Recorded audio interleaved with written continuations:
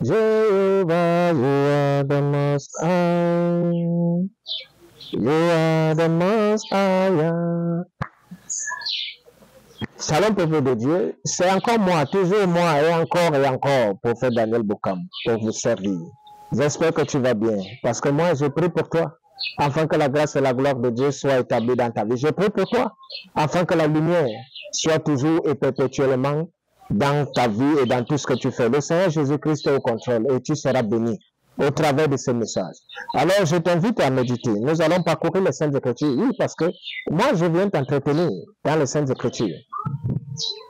Entrons dans le livre d'Ecclésiaste, chapitre 1, du premier verset au 18e.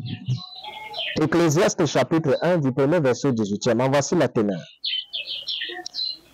Vanité de vanité, dit l'Ecclésiaste, vanité de vanité, toute vanité. Quel avantage revient-il à l'homme? Le soleil se lève, le soleil se couche, il se prie après le lieu d'où il se lève de nouveau. Le vent se dirige vers le midi, tourne vers le nord, puis il tourne encore et reprend le même cycle. Tous les fleuves vont à la mer, et la mer n'est point remplie. Il continue à aller vers le lieu où il se dirige. Toutes choses sont en travail au-delà de ce que l'on peut dire. L'œil ne se rassasie pas de voir et l'oreille ne se lasse point d'entendre. Ce qui a été, c'est ce qui sera.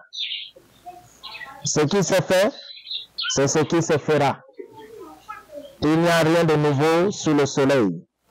S'il est une chose dont on dise voici ceci c'est nouveau, cette chose existait déjà dans les siècles qui nous ont précédés. On ne se souvient pas de ce qui est ancien et ce qui arrivera dans la suite ne laissera pas de souvenir chez ceux qui vivront plus tard. Moi, l'Ecclésiaste, j'ai été roi d'Israël à Jérusalem.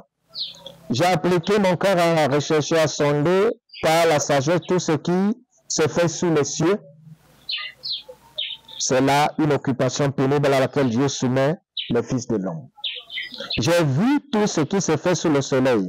Et voici, tout est vanité et poursuite du vent. Ce qui est courbé ne peut être redressé. Ce qui manque ne peut être compté. J'ai dit à mon cœur, voici, j'ai grandi et suis passé en sagesse tous ceux qui ont dominé avant moi sur Jérusalem. Et mon cœur a vu beaucoup de sagesse et de science. J'ai appliqué mon cœur à connaître la sagesse et à connaître la sottise et la folie. J'ai compris ceci, c'est la poursuite du vent. Car avec beaucoup de sagesse, on a beaucoup de chagrin.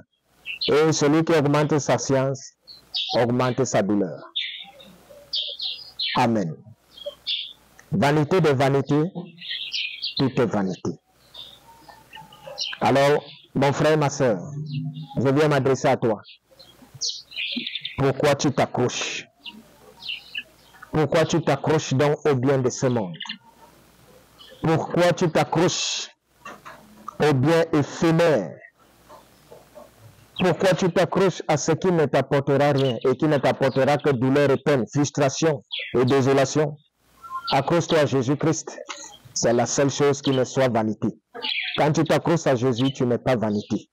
Mais tous ceux qui sont en dehors de Jésus-Christ, vanité de vanité.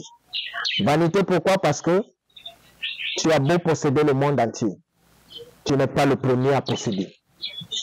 Puisqu'il n'y a rien de nouveau sur la terre, c'est pour vous dire que les méchants qu'il y a aujourd'hui, vous n'êtes pas les premiers méchants.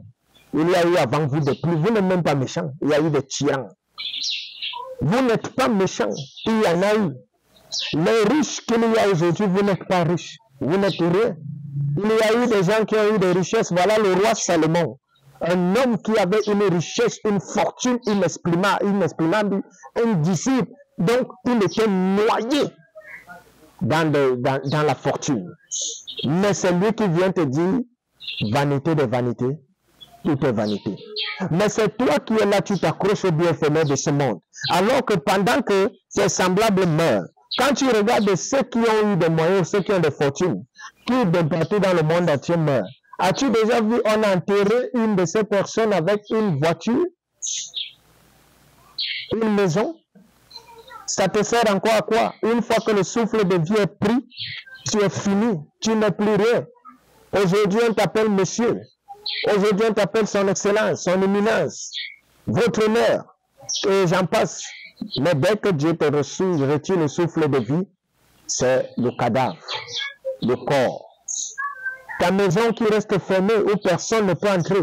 Dès que Dieu te retire le souffle de vie, c'est les cris qui vont faire en sorte que même le chien entrera dans ta maison, dans ton château, dans ton palais luxueux. On ne dira plus à personne, n'entre pas là-bas. Il va entrer pour que tu comprennes que vanité de vanité, tout est vanité. Alors si j'ai compris que la vie que je mène en dehors de Christ est vanité, qu'est-ce que je fais? Je viens servir Dieu parce que pour ne pas être une vanité, c'est Jésus-Christ. Jésus-Christ est la vie éternelle. Et tout ce qu'il donne est éternel.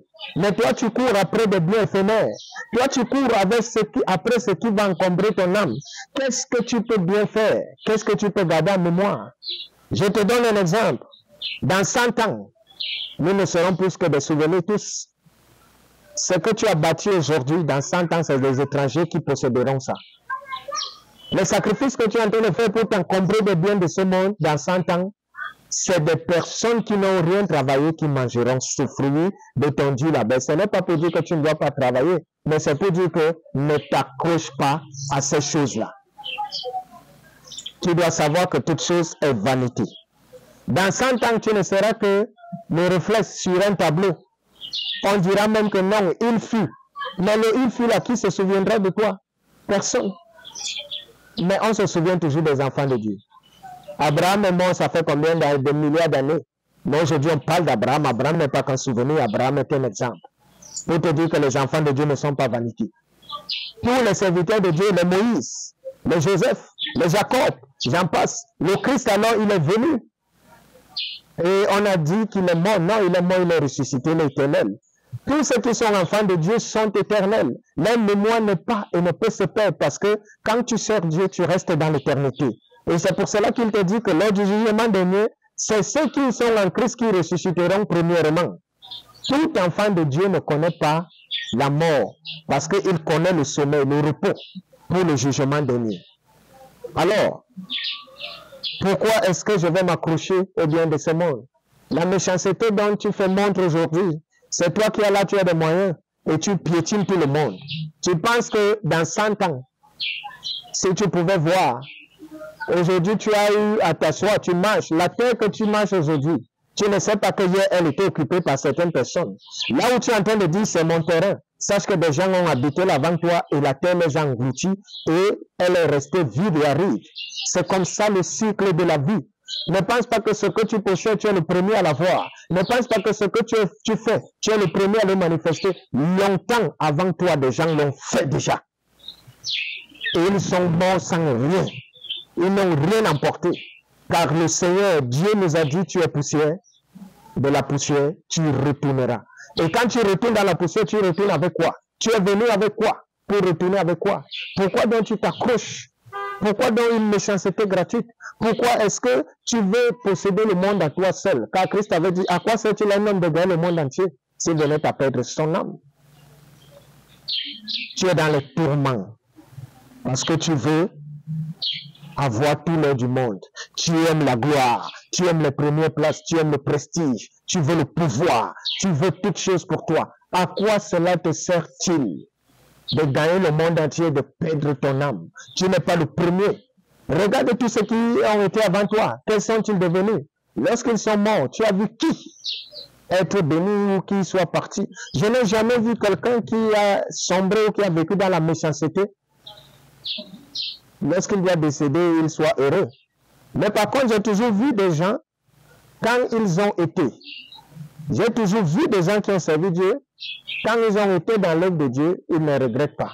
Mais ceux qui ne servent pas Dieu sont toujours et constamment dans le regret. Pourquoi? Parce que la méchanceté gratuite ne te conduira qu'à l'échec. Voilà le roi Salomon qui nous dit, vanité de vanité, tout est vanité. Qu'est-ce qui est vanité?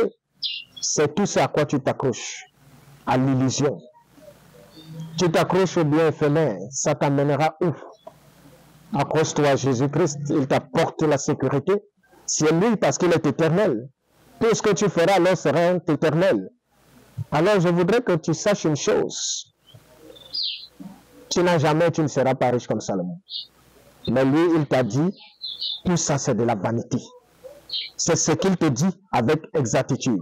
Il te dit, moi j'ai été riche, j'ai été roi, j'ai eu beaucoup de femmes, j'ai eu tout ce qu'un homme ne peut imaginer avoir sur la terre. Mais le constat que j'ai fait, c'est que c'est de la vanité tout cela. Tout ce que tu as de bien sur cette terre, c'est Jésus-Christ. Quand tu as Jésus-Christ, tu as tout. Quand tu as Jésus-Christ, tu n'es pas une vanité. Ta mémoire ne peut s'éteindre. Voilà pourquoi dans les Saintes Écritures, on ne parle que d'enfants de Dieu. Et comme Dieu ne se limite pas aux Saintes Écritures, toi qui as servi Dieu, même après des années, on parlera de toi comme une référence. Ce ne sera pas qu'un simple tableau qu'on accrochera sur le mur. Parce que dans 100 ans, on se souviendra que tel a servi Dieu et c'est lui qui a été béni et qui a été une source de bénédiction pour sa famille. Peuple de Dieu, la vanité est le partage de ceux qui ne veulent pas servir Dieu. La vanité est le partage des hommes incrédules, hypocrites. La vanité est le partage de ceux qui pensent qu'ils sont les premiers à posséder. Tu n'es pas premier à posséder. Tu n'es pas premier à être riche. Tu n'es pas le dernier. Tu n'es pas le premier à être méchant. Tu n'es pas le dernier. Tu n'es pas le premier à être mesquin. Tu n'es pas le dernier. Beaucoup ont été et sont avant toi. Mais la conclusion de tout ceci est que vanité de vanité, tout est vanité. Alors sors de la vanité. Vanité de vanité, tout est vanité pour ceux qui ne sont pas en Jésus-Christ. Vanité de vanité, tout est vanité pour ceux qui ne sont pas en Jésus-Christ. Or, tous ceux qui sont en Jésus-Christ sont éternels. Que ce message te parle et que le Saint-Esprit puisse t'ouvrir davantage les yeux. Comme je ne cesse de te le dire, je ne donne que des enseignements sommaires, basiques, mais il y a un fond. Si tu es disposé, je reste attentif à toute suggestion pour que nous puissions communier et partager pour les Saintes Écritures pour la gloire de notre Seigneur Jésus-Christ. Bye bye.